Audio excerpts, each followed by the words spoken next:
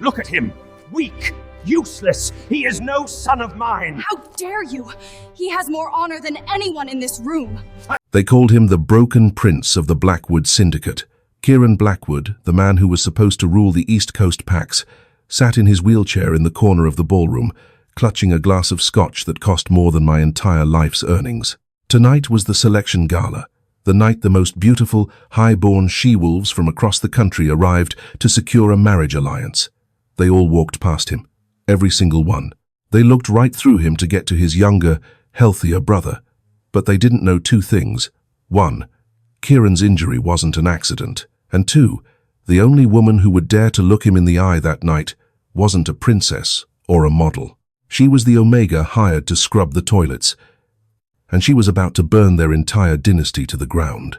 The chandeliers of the Blackwood estate didn't just sparkle, they glared.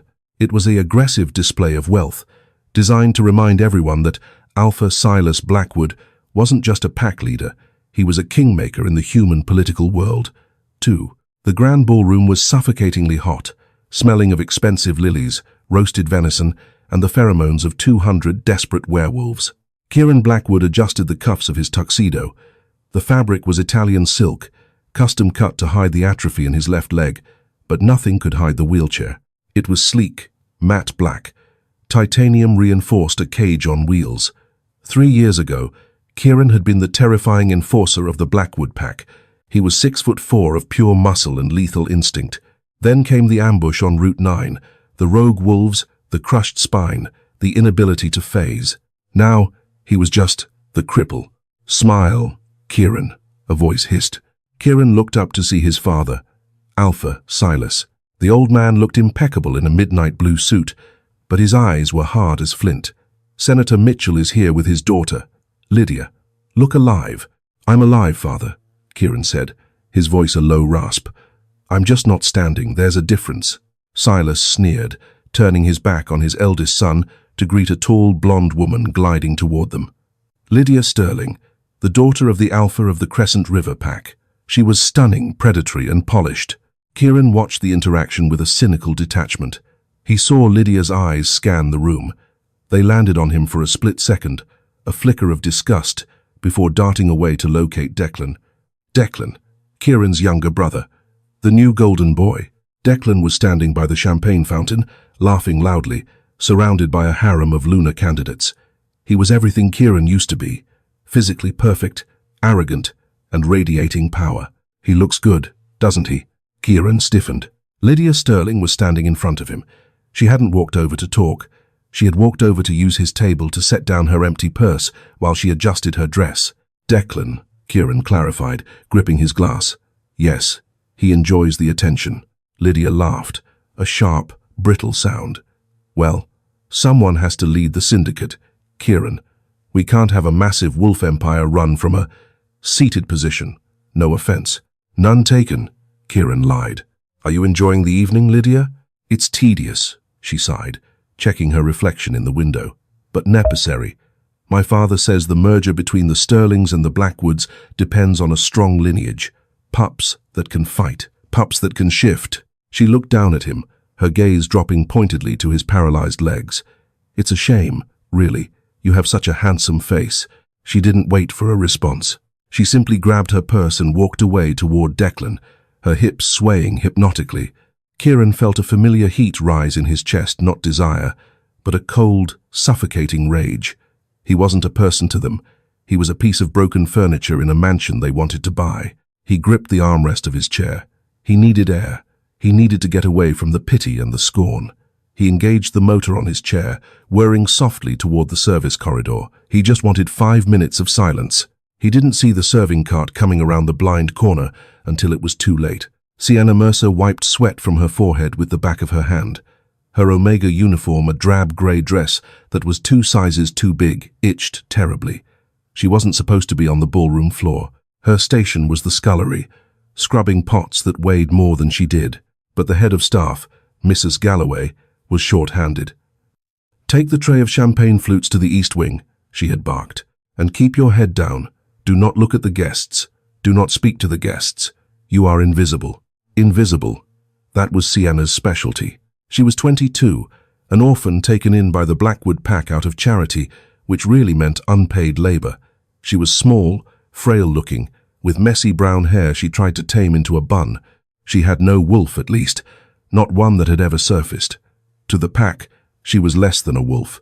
She was a utility. She was rushing, trying to get the champagne to the thirsty alphas when the black titanium wheel came around the corner. Crash! The impact sent Sienna sprawling. The tray flew into the air, crystals shattered everywhere.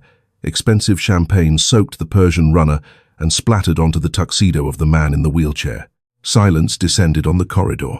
Sienna scrambled to her knees, horrified. Her hands were shaking. She looked up and froze. She knew who he was. Everyone knew Kieran Blackwood.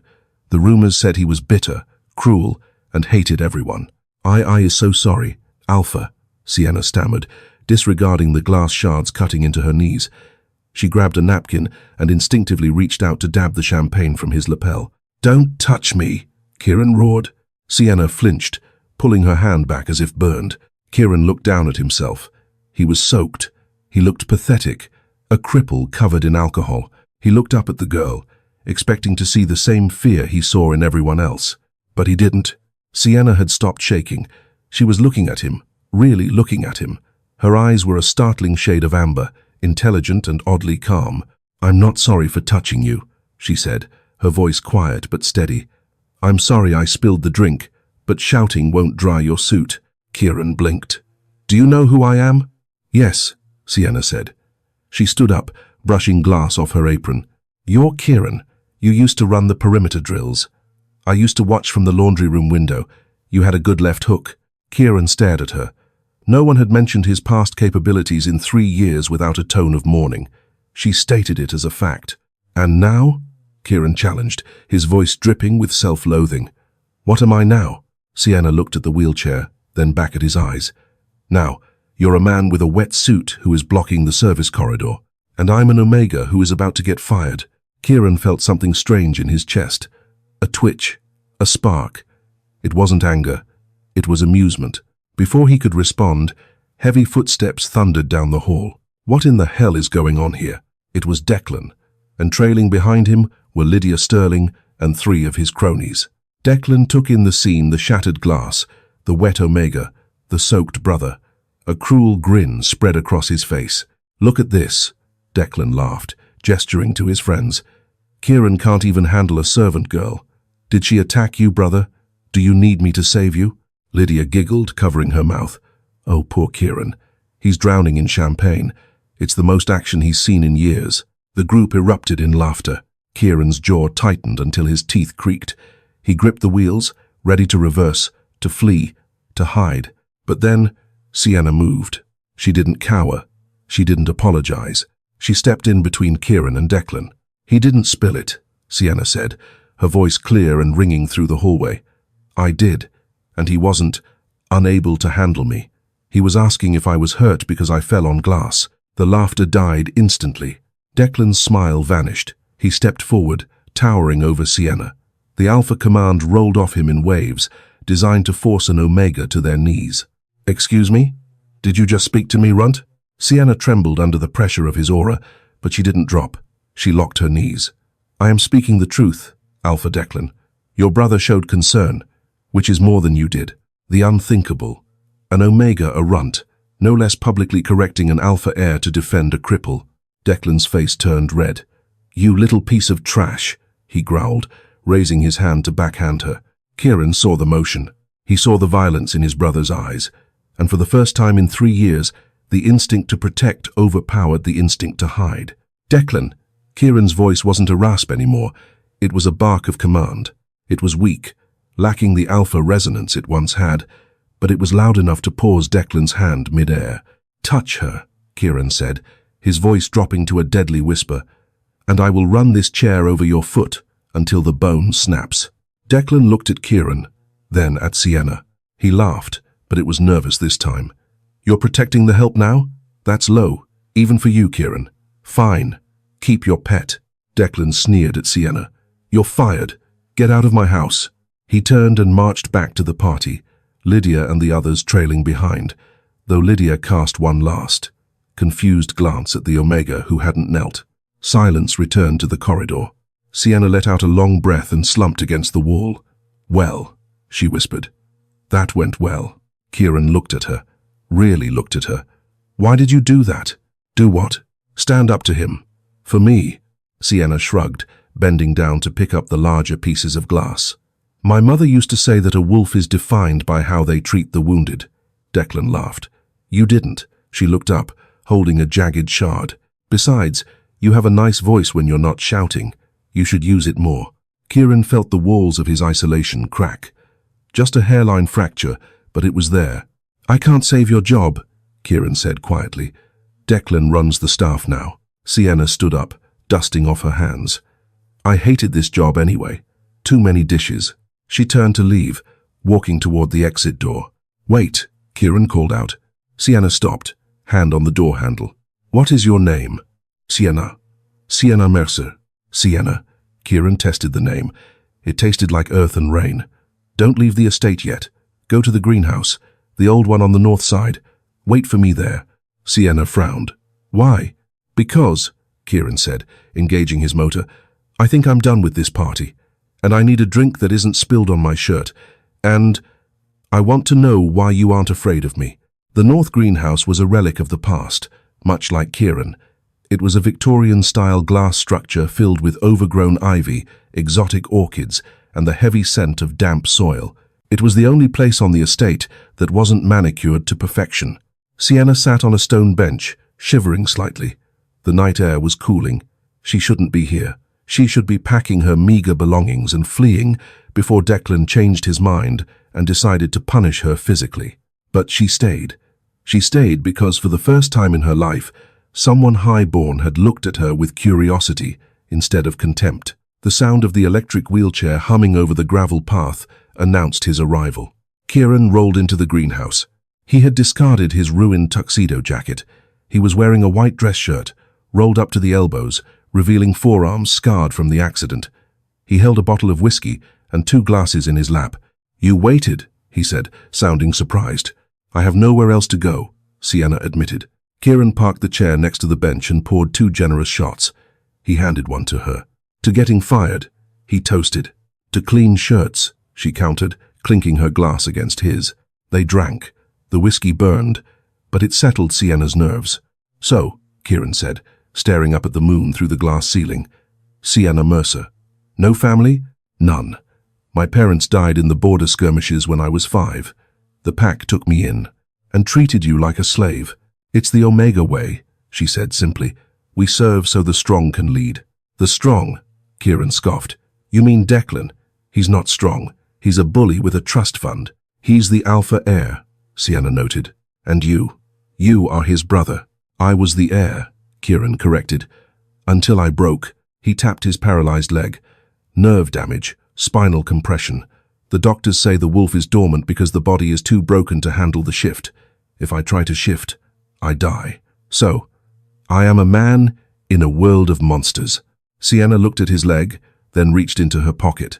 She pulled out a small, velvet pouch. It was worn and frayed. "What is that?" Kieran asked. "My grandmother was a healer," Sienna said softly. "Not a pack doctor, a healer. She used the old ways. Herbs, roots, energy." "Witchcraft?" Kieran raised an eyebrow. "Nature," Sienna corrected. She opened the pouch. Inside was a dried, purple flower that Kieran didn't recognize, and a small vial of oil. "She told me that sometimes the body doesn't heal because the spirit is blocking it. The wolf isn't gone, Kieran. It's hiding. It's mourning." Kieran laughed, a bitter sound. "So, you're going to cure paralysis with a flower? Do you know how many specialists I've seen? Dr. Aris Thorne from Zurich flew in last year. He said it was hopeless." "Dr. Thorne looks at charts," Sienna said, uncorking the oil. "It smelled of peppermint and ozone. I'm looking at you." She hesitated. "May I? I need to apply it to the base of your spine. Over the shirt is fine." Kieran wanted to say no. He wanted to tell her she was delusional, but the whiskey was warm in his blood, and her amber eyes were pleading, and frankly, he was tired of being hopeless. "Fine," he grunted. "Go ahead." "Which?" Sienna smiled. She stood up and moved behind his chair. Kieran leaned forward. She rubbed the oil onto her hands. Her hands were warm. When she touched the back of his neck, right where the spine met the skull, Kieran gasped. It wasn't painful. It was electric. A jolt of heat shot down his spine, bypassing the dead nerves, finding pathways that had been silent for 3 years. His toes, his paralyzed toes, twitched inside his shoes. He gripped the armrests. What? What is that? Wolfsbane neutralize, she whispered, her voice tense. And nightshade extract. Kieran froze. Wolfsbane? You're poisoning me? No, Sienna said, her hands moving rhythmically. I'm drawing it out. Kieran, your injury isn't just physical. You have traces of silver nitrate and concentrated wolfsbane in your marrow. It's been there for years. It's keeping you from healing. Kieran spun his chair around, nearly knocking her over. His eyes were wide, flashing a momentary, deep gold, the color of his wolf. That's impossible, he hissed. The doctors ran tox screens. I was clean. The doctors were paid, Sienna said, her face pale. Or they were looking for the wrong thing. This is a slow-release toxin. Someone has been dosing you. Probably since the accident. Maybe even before. Kieran's mind raced. The implications were terrifying. If she was right, the accident wasn't just an ambush. It was an assassination attempt. And the fact that he hadn't healed meant the assassin was still close. Who? Kieran demanded. Who would do that? Sienna looked down at the floor. Who benefits the most from you being in that chair? The answer hung in the humid air of the greenhouse. Declan? Or his father? Or Lydia? You need to leave, Kieran said suddenly. If they know you found this, if they know you can sense the poison. I have nowhere to go, Kieran, Sienna cried out. I'm fired, remember? Kieran looked at her. He saw the fire in her. He felt the phantom tingle in his legs. For the first time in 3 years, he didn't feel broken. He felt dangerous. No, Kieran said. A plan formed in his mind. A plan so reckless it could get them both killed. You're not fired. You're promoted. Sienna blinked. Promoted to what? Kieran smirked. It was the smile of the man he used to be. The predator. My personal rehabilitation nurse. And, he paused, his eyes darkening. My fake fiancé. Sienna's jaw dropped. Your what? The selection ball continues tomorrow, Kieran said, his voice hard. Declan thinks he has won. He thinks I'm garbage. If I enter the ballroom tomorrow with the kitchen maid on my arm, claiming she is my chosen mate, it will cause chaos. They'll kill me, Sienna whispered. They won't touch you, Kieran vowed. Because you are going to cure me, Sienna. And once I can shift, I'm going to tear their throats out. He reached out and took her rough, calloused hand in his. Do we have a deal, Sienna Mercer? Sienna looked at his hand. Then she looked at the determined set of his jaw. She was terrified, but she was also tired of being invisible. She squeezed his hand back. Deal. The morning sun hit the Blackwood estate with a deceptive warmth. Inside the main dining hall, the temperature was sub-zero. Breakfast at the Blackwood Manor was a mandatory, militaristic affair. Alpha Silas sat at the head of the mahogany table, reading the Wall Street Journal. To his right sat Declan, looking hungover and smug, stabbing at a plate of eggs. To Silas's left was the empty spot, usually reserved for the Luna his wife had passed years ago, and beside that, Kieran's place. Usually, Kieran took his meals in his room. He hated the stairs. He hated the way the servants looked at him. He hated the sound of Declan chewing. But today, the double doors swung open. The sound of the electric motor was the first thing to cut through the silence. Then came the gasps of the serving staff. Kieran rolled in, shaved, dressed in a sharp charcoal suit that emphasized the width of his shoulders. But he wasn't alone. Walking beside his chair, her hand resting possessively on his shoulder, was Sienna. She was no longer wearing the grey Omega rags. Kieran had raided his late mother's wardrobe in the attic during the night, a sacrilege in the eyes of the pack, but a necessary statement. Sienna wore a vintage emerald silk blouse and black trousers. They were slightly big on her, but she had belted the waist, and the color made her amber eyes burn. She looked terrified, but her chin was high. Good morning, Father, Kieran said, his voice smooth. He rolled to his spot. Sienna pulled out the heavy oak chair, moved it aside, and positioned his wheelchair at the table. Then, she sat in the empty chair next to him. The silence was deafening. A servant dropped a silver spoon. It clattered loudly on the floor. Alpha Silas slowly lowered his newspaper. His eyes traveled from Kieran to Sienna and back to Kieran. The vein in his temple began to throb. "Kieran," Silas said, his voice dangerously low. "Why is the scullery maid sitting at my table? And why is she wearing my wife's clothes?" Declan snorted, leaning back. "I fired her last night, Dad. She's trespassing. I'll call security to drag her out."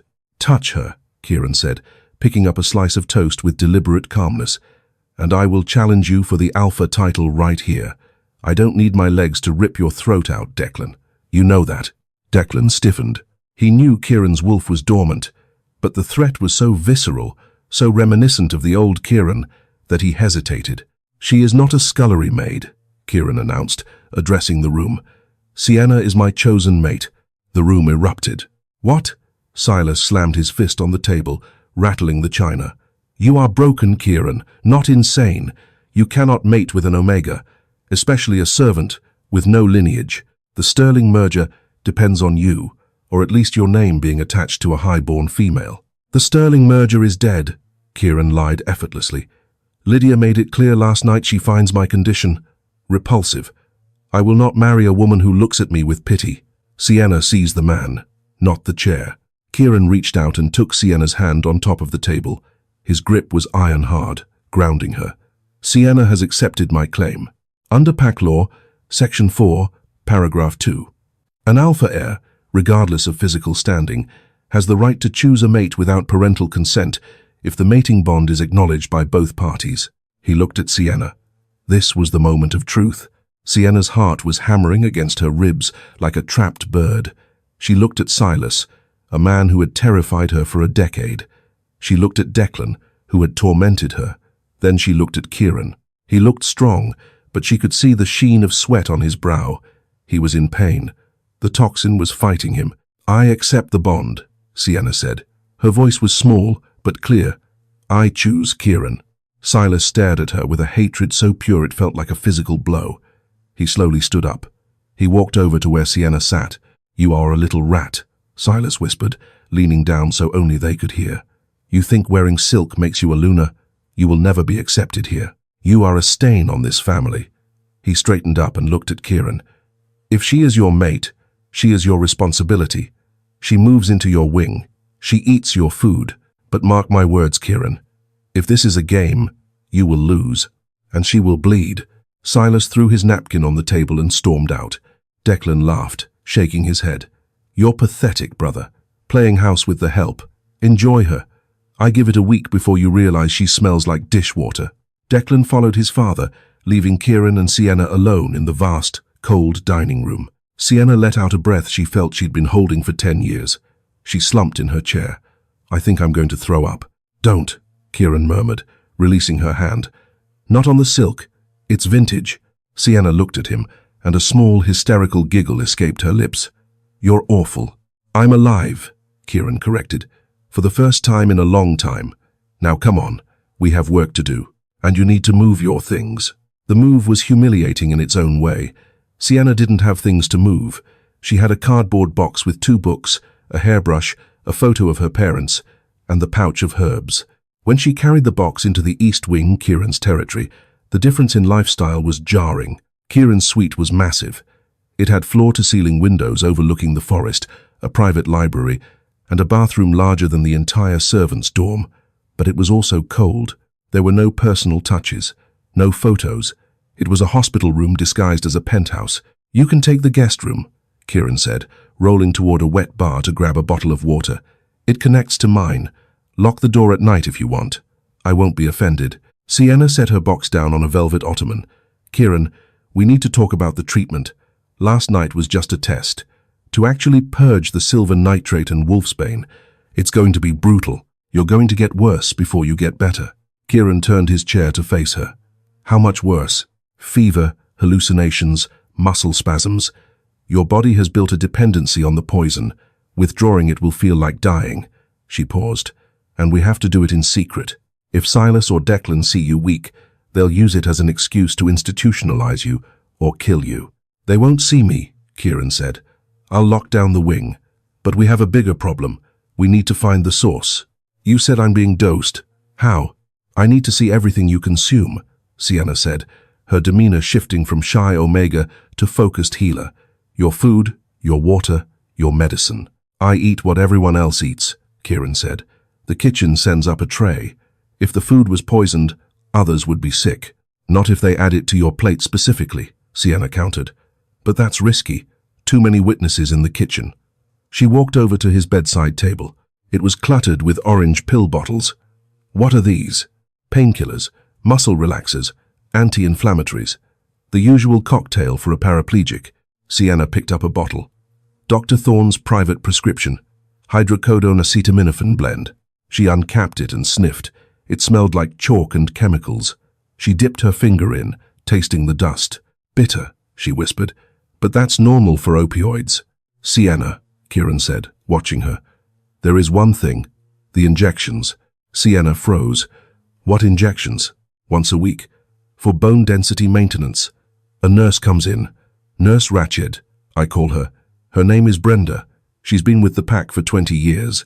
When is your next dose? Kieran looked at the calendar on the wall. Today, at 2 p.m. Sienna checked the clock.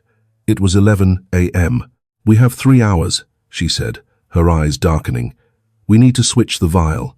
Can you distract her? Kieran smiled, a predatory glint returning to his eyes. I can be very difficult when I want to be. The plan was simple, reckless, and terrifying. Nurse Brenda was a large, imposing woman who smelled of antiseptic and stale coffee. She arrived promptly at 2 p.m., carrying a silver medical case. She didn't knock. She simply keyed in the code to the east wing. Sienna was hiding in the walk-in closet. The door cracked open just an inch. She watched as Brenda set up her station on the desk. Syringe, alcohol wipe, a small glass vial filled with a clear blue liquid. Afternoon, Mr. Blackwood, Brenda grunted, not making eye contact. Time for your shot. Drop your trousers. Kieran sat in his wheelchair by the window, looking out. He didn't move. I'm not in the mood today, Brenda, Kieran said, his voice petulant. My leg hurts. The right one. You can't feel your right leg, Brenda droned, tapping the syringe. Come on, let's get this over with. I have rounds to do. I said no, Kieran shouted, spinning his chair around and knocking a vase off the table. It shattered loudly. Brenda sighed, annoyed. She put the syringe down filled with the blue liquid and walked over to the mess. Honestly, Kieran, you are a grown man, acting like a child. She bent down to pick up the ceramic shards. This was the window. Sienna slipped out of the closet. She was barefoot, moving silently across the plush carpet. She reached the desk. She had prepared a decoy syringe earlier filled with saline solution she'd siphoned from a contact lens kit. Her hands shook as she swapped the syringes. The blue liquid went into her pocket. The saline went onto the tray. She darted back toward the closet, just as Brenda stood up. I'll have the maid clean the rest, Brenda muttered. She walked back to the desk, picked up the saline syringe, and didn't notice a thing. Fine, Kieran huffed, rolling up his sleeve. Just do it. Brenda jabbed the needle into his arm with zero delicacy, depressed the plunger, and packed up her things. See you next week, Mr. Blackwood. As soon as the door clicked shut, Sienna collapsed out of the closet, gasping for air. She pulled the blue syringe from her pocket. We got it, she whispered. Kieran looked at her, his face pale. Now what? Now, Sienna said, walking into the bathroom and emptying the blue liquid into a testing bowl she had prepared with a reagent made from crushed garlic and silver dust, an old tester for wolfsbane. The liquid hissed. It turned a violent, murky black. Wolfsbane, Sienna confirmed, her voice trembling. And something else. Synthesized mercury. This isn't just to keep you weak, Kieran. This is designed to slowly dissolve your neural pathways. They were lobotomizing you by inches. Kieran stared at the black sludge. The betrayal hit him harder than the paralysis ever had. Brenda had known him since he was a pup. She had put band-aids on his knees, and for 3 years, she had been injecting poison into his veins. Who gives the order? Kieran asked, his voice hollow. Brenda is just the hand, Sienna said. We need the head. But first, we have to get this out of your system. You missed your dose today. The withdrawal starts now.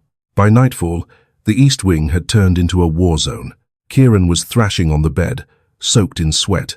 His skin was burning hot to the touch, but he was shivering violently. The medicine had suppressed his wolf for so long that his body was now going into shock as the wolf tried to wake up amidst the lingering toxins.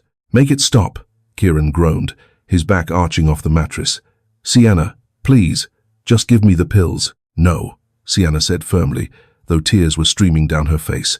She was sitting on the edge of the bed, holding him down. She had applied a paste of charcoal and drawing herbs to his spine, and the smell was pungent. "You have to fight it, Kieran. Your wolf is waking up.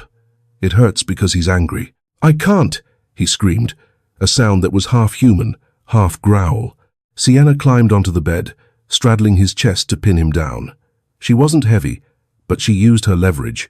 She placed her hands on his cheeks, forcing him to look at her. "Look at me," she commanded. "Kieran, look at me." His eyes flew open. The pupils were blown wide, the irises flashing rapidly between human hazel and wolf gold.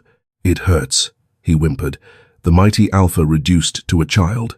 "I know," Sienna soothed, wiping his hair back. "I'm here. I'm not going anywhere.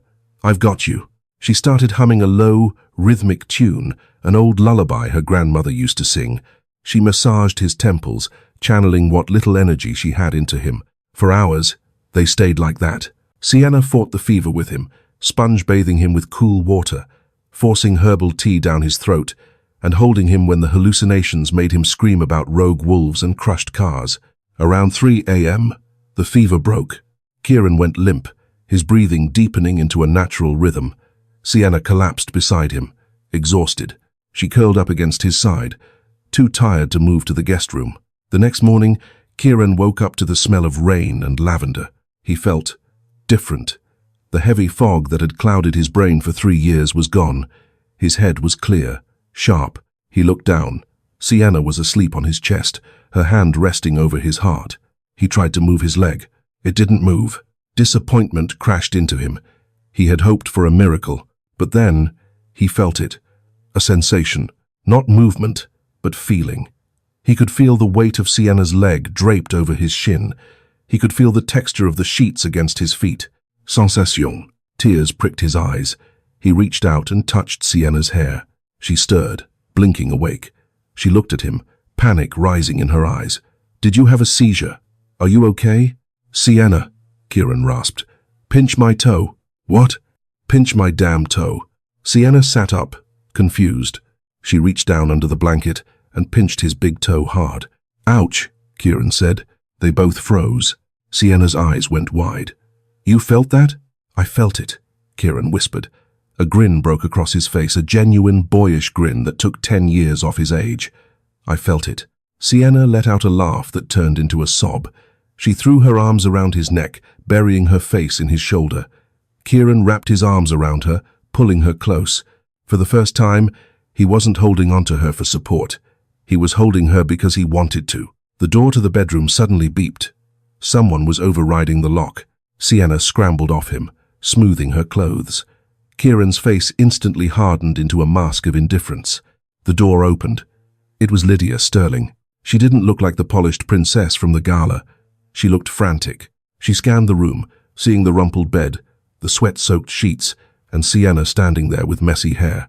"So it's true," Lydia sneered, though her voice wavered. "You're actually sleeping with the help." "Get out, Lydia," Kieran said coldly. "My father is furious," Lydia said, stepping into the room. "He's pulling the funding for the pack infrastructure. Unless—" She looked at Kieran, her eyes softening into a manipulative pout. "Unless you come to your senses. Dump the Omega, Kieran. Marry me. I can overlook the wheelchair. We can send her away with a nice check." Kieran looked at Lydia. He saw the calculation in her eyes, and he realized something. "You knew," Kieran said. Lydia blinked. "Knew what?" "You knew I wasn't permanently damaged. You knew about the poison." Lydia's composure faltered for a fraction of a second. "I don't know what you're talking about." "Get out!" Kieran roared, his voice booming with a hint of alpha command that made the windows rattle. Lydia flinched, taking a step back. She looked terrified. You shouldn't have that kind of voice. I'm full of surprises," Kieran said. "Now leave, before I forget that I don't hit women." Lydia turned and fled. Kieran looked at Sienna. The victory of the sensation in his toe was overshadowed by the threat hanging over them. "She knows that I'm recovering," Kieran said. Or she suspects, which means the clock just ran out. What do we do? Sienna asked. Tonight is the full moon run, Kieran said. The entire pack shifts and runs the territory. The estate will be empty, except for the security team. And we are going to break into my father's office, Kieran said. If Brenda is the hand, and Silas is the head, I need proof. I need the financial records showing who paid for the poison. And tonight, we get them. And if we get caught, then we die, Kieran said, reaching for her hand. But at least I'll die standing. You can't stand yet, Sienna reminded him gently. Give me another dose of that oil, Kieran said, his eyes burning gold. And let's see what happens. The full moon hung over the Blackwood estate like a watchful, silver eye. Outside, the howls of the pack echoed from the distant tree line. It was the monthly hunt, a primal ritual where civilization was stripped away, and the hierarchy was reinforced through blood and speed. Inside the mansion, the silence was heavy. Kieran and Sienna moved through the dark corridors. Kieran's electric wheelchair was quiet, but every creak of the floorboards under Sienna's sneakers sounded like a gunshot. They were heading for the West Wing Alpha Silas's private sanctuary. The security grid is down for the run, Kieran whispered, checking his watch. But the internal motion sensors in his office are hardwired. I have 30 seconds to bypass the keypad before the silent alarm alerts the guards at the gate. Can you do it? Sienna asked, clutching a flashlight. I built the system, Kieran smirked grimly. Before I was the cripple, I was the strategist. They reached the heavy oak doors. Kieran pulled a small tablet from the side of his chair, plugging it into the port beneath the keypad. His fingers flew across the screen. Access granted. The lock clicked. They slipped inside. The office smelled of cigars and leather. It was a room where deals were made and lives were ruined. Kieran went straight to the wall, safe behind the painting of the first Blackwood Alpha. The combination is my mother's birthday, Kieran muttered, his voice thick with bitterness. He pretends to mourn her while destroying her legacy. Click, click, click, thud. The heavy steel door swung open. Kieran pulled out a stack of documents. He handed them to Sienna. Scan them. Look for Sterling or Zurich. Sienna flipped through the papers. Deeds, stock transfers, offshore accounts. Then she froze. Kieran, she whispered. Look at this. She held up a bank transfer receipt from the Banque Privée de Genève. The sender was Sterling Holdings. The recipient was a shell company registered to Silas Blackwood. The amount was $10 million. The date was 3 days before Kieran's accident 3 years ago. $10 million, Kieran read, his face draining of color. My father sold my legs for $10 million. Read the memo line, Sienna pointed. Project Eclipse, neutralization of primary air. Kieran closed his eyes. It wasn't just an assassination attempt. It was a business transaction. Lydia's father, Alpha Sterling, wanted the Blackwood territory. He knew Kieran was too strong to manipulate, so he paid Silas to remove Kieran and installed Declan, the weaker, vainer brother, who could be easily controlled. We have it, Kieran said, his voice trembling with a rage so profound the room seemed to vibrate. We have the proof. We need to upload this to the Pack Council server immediately. Kieran, Sienna said urgently, looking at the window. The howling. It stopped. Kieran's eyes snapped open. The woods were silent. They're back early, Kieran hissed. We need to go. Now. They turned to the door, but it was too late. The handle turned. The door swung open. Standing there wasn't the security guard. It was Declan, and behind him, Silas. They weren't in wolf form, but they were shirtless, covered in mud and sweat from the run, their eyes glowing with the residual high of the shift. I told you, Declan laughed, panting slightly. I told you he was up to something, Dad. The rat and the cripple, stealing from the cookie jar. Silas stepped into the room. He didn't look angry. He looked disappointed, like a man who has to put down a sick dog. He saw the open safe. He saw the papers in Kieran's lap. You should have stayed in your chair, Kieran, Silas said softly. You could have lived a comfortable life, a quiet life. A life as a prisoner? Kieran spat. You sold me, you son of a bitch. You poisoned your own son for money. For the pack, Silas roared, the facade cracking. You were too rigid, too moral. You would have started a war with the Sterlings we couldn't win. I did what I had to do to save this family. You didn't save it, Kieran said, gripping the armrests of his chair. You rotted it from the inside out. Silas sighed. He reached into his belt and pulled out a heavy, silver-plated pistol. Declan, handle the girl. I'll take care of your brother. We'll say intruders broke in while we were on the run. A tragedy. Declan grinned. He stepped toward Sienna. The predatory hunger in his eyes made Sienna's blood run cold. No, Kieran shouted. He tried to ram his chair into Declan, but Declan was too fast. He sidestepped and kicked the wheelchair hard. The titanium frame tipped. Kieran crashed onto the floor, sprawling helplessly. The papers scattered everywhere. "Kieran!" Sienna screamed. She tried to run to him, but Declan grabbed her by the hair. "Look at him," Declan sneered, dragging Sienna back. He forced her to her knees. "Look at your alpha, crawling on the floor like a worm." Kieran dragged himself up on his elbows. His legs were dead weight. The toxins were gone, but the atrophy was still there. He felt weak, pathetic. "Don't touch her," Kieran growled, but it came out as a plea. "Or what?" Declan laughed. He tightened his grip on Sienna's hair, making her cry out. He traced a claw down her cheek, drawing a thin line of blood. "You going to roll over my toes again?" Declan raised his hand, claws extending, ready to slash Sienna's throat.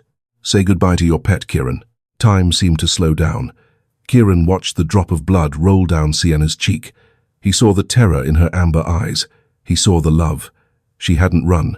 She had stayed for him. Something inside Kieran snapped. It wasn't a bone. It was the cage. The dormant wolf, suppressed for 3 years by poison and despair, heard the cry of its mate. And it didn't just wake up. It exploded. A sound tore through the room, a sound so deep, so guttural. It cracked the window glass. Crack. Kieran's spine arched. "What is that?" Silas shouted, raising the gun. Kieran screamed, but it morphed into a roar. His bones realigned with the sickening sound of grinding calcium. The paralysis wasn't just physical. It was a block, a dam, and the dam just burst. Kieran pushed himself up, not on his elbows, on his feet. Declan froze, his hand hovering over Sienna. He stared in horror. Kieran stood. He was shaking, his muscles screaming, but he was standing. He towered over the room, 6'4" of resurrected vengeance. His eyes were no longer hazel, they were burning. "Molten gold?" I said. Kieran's voice was a double tone, human and wolf speaking as one. "Get away from her." Silas fired. The gunshot was deafening in the enclosed space. The silver bullet hit Kieran in the shoulder. Any other wolf would have dropped. Silver burns. It poisons. Kieran didn't even flinch. He looked at the wound, which was already steaming, the black blood pushing the silver out. The years of microdosing poison had created a monster. Kieran was immune to the pain. He was immune to the weakness. "Impossible," Silas whispered, stepping back. Kieran moved. He didn't walk. He blurred. He crossed the room in a heartbeat. He backhanded Silas with enough force to send the alpha flying across the room, smashing into the mahogany bookshelf. Silas crumbled, unconscious. Declan released Sienna and shifted, his clothes shredded as he turned into a large, grey wolf. He lunged at Kieran, aiming for the throat. Kieran didn't shift. He didn't need to. He caught the grey wolf mid-air by the throat. His human hand, now tipped with claws, gripped Declan's fur. With a roar of exertion, Kieran slammed his brother into the floor. The impact shook the foundation of the house. Declan yelped, thrashing, but Kieran pinned him. Kieran leaned down, his face inches from the wolf's snout. "Submit," Kieran commanded. The alpha voice rolled off him like a shockwave. Declan whined. He tried to fight it, but the power radiating from Kieran was ancient. It was the power of a wolf that had survived hell. Declan went limp, baring his neck. Submission. Kieran stood up, breathing heavily. He looked at his hands. He looked at his legs. They held him. "Kieran." He turned. Sienna was still on her knees, staring at him with wide, tear-filled eyes. The rage vanished. Kieran fell to his knees, not because he was weak, but to be on her level. He reached out, his bloody hand trembling as he cupped her face. "Did he hurt you?" he asked, his voice rough. "I'm okay," Sienna sobbed, leaning into his touch. You're standing, because of you," Kieran whispered. He kissed her forehead, marking her with his scent, claiming her undeniably. "It's over, Sienna. The nightmare is over." Suddenly, The doors to the office burst open. The security chief, a grisly veteran named Marcus, rushed in with 5 enforcers. They had their weapons drawn, responding to the gunshot. They stopped dead. They saw the scene. Alpha Silas, unconscious in the rubble of his bookshelf. Declan, the heir, whimpering on the floor in submission. And Kieran, the cripple, kneeling beside the Omega, blood on his shirt, glowing with an aura so powerful it made the air taste like ozone. Marcus lowered his gun. He looked at Kieran. He saw the gold eyes. He recognized the dominance. Slowly, Marcus dropped to one knee. "Alpha Kieran," Marcus said, bowing his head. One by one, the other enforcers knelt. 3 days later, the trial of the Blackwood Pack was broadcast to the entire Syndicate Council. It wasn't a hidden affair. Kieran wanted the world to see. Kieran sat on the Alpha throne, a massive chair of carved obsidian. He didn't sit in it because he couldn't stand. He sat in it because he was the king. Sienna stood at his right hand. She wore a dress of deep midnight blue, the color of the Luna. She didn't look like a maid anymore. She looked like a queen who had walked through fire. In the center of the room, stripped of their titles and wealth, stood Silas Blackwood and Lydia Sterling. Declan had been sent to a rehabilitation colony in the north, stripped of his wolf rank. "Silas Blackwood," Kieran's voice boomed through the hall, "for the crimes of attempted fratricide, conspiracy with a rival pack, and the violation of pack law regarding the protection of kin, you are hereby stripped of your alpha status." Silas looked old, defeated. He didn't speak. "And you, Lydia Sterling." Kieran turned his gaze to the blonde woman who was trembling uncontrollably. "Your father has been sanctioned by the council. The merger is void. You are banished from the Eastern Territories. If you are found on Blackwood land again, the treaty will not protect you." "Kieran, please," Lydia wept. "I was just doing what my father said. I could have loved you." "You don't know what love is," Kieran said coldly.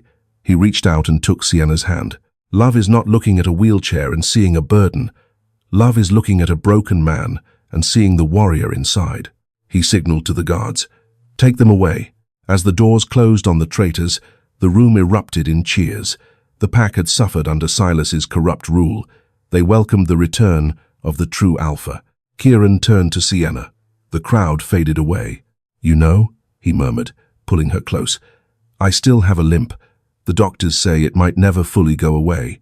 Sienna smiled, resting her hands on his chest. "I like the limp. It gives you character." "And the wheelchair?"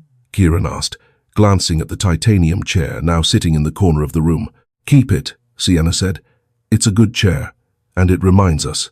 "Reminds us of what?" "That you don't need legs to lead," Sienna whispered, standing on her toes to kiss him. "You just need a heart." Kieran kissed her back, deep and passionate, sealing the bond that had started with a spilled glass of champagne. The broken prince had healed, but the maid who scrubbed the floors had been the one to save the kingdom. And as the pack howled outside, celebrating the rise of the Blackwood wolf, Kieran knew one thing for certain: the Omega was the strongest of them all. And that is the story of Kieran and Sienna. From the lowest point of despair to the height of power, they proved that true strength isn't about physical perfection. It's about loyalty, resilience, and the courage to stand up when everyone else expects you to stay down. I hope you enjoyed this original werewolf romance saga. It was a roller coaster of emotions, and I'd love to hear your thoughts in the comments below. Did you suspect the father was behind the poison? And would you have forgiven Declan, or did he deserve a harsher punishment? Let's discuss it. If this story moved you, please do me a huge favor. Smash that like button. It really helps the channel grow and lets me know you want more long-form stories like this. Share this video with a friend who loves a good underdog romance. And if you haven't already, hit subscribe and ring the notification bell so you never miss a new story. I post new dramas every Tuesday and Friday. Thanks for listening, and until next time, keep howling. Hi, my name is Mountain Confessions, the owner and manager of Mountain Confessions. After watching the video, every Luna candidate ignored the Alpha's disabled son until one Omega did the unthinkable. I'd really like to know what you think. How did this story make you feel? What stayed with me most was the contrast between rejection and compassion. So many people in the story seem focused on appearances, status, or what they could gain, while the Omega noticed someone who simply needed kindness and understanding. I think that's what gave the story its emotional impact. Sometimes the people who feel most invisible are the ones who remember compassion the deepest. Do you think the Omega acted out of pure kindness, or did she understand something about the boy that nobody else saw? And why do you think people are often uncomfortable around those who are different or vulnerable? Stories like this remind us how meaningful it can be to slow down, pay attention, and treat others with patience instead of judgment. If this story touched you in some way, I'd really love to hear your thoughts in the comments. And if you enjoy emotional Alpha King stories filled with loyalty, healing, and unexpected connections, feel free to like and subscribe, only if you'd like to see more.